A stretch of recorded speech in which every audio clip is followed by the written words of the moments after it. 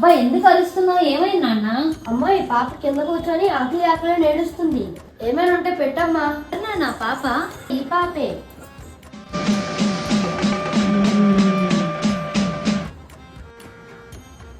రామ్మా.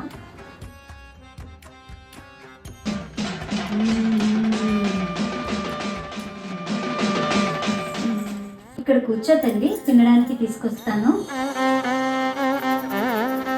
అయ్యో ప్రసాదం కొంచెం ఉంది, అమ్మవారికి కూడా పెట్టలేదు.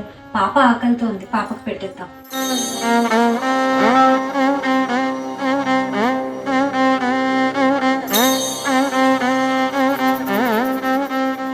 అమ్మా నీకోసమని నైవేద్యం ఉండను, కానీ చిన్న పాప ఆకలి తీర్చాను కదా, అది నాకు చాలు. నీకు మళ్ళీ వండి తెచ్చి పెడతాను, కాసేపు ఆగమ్మా.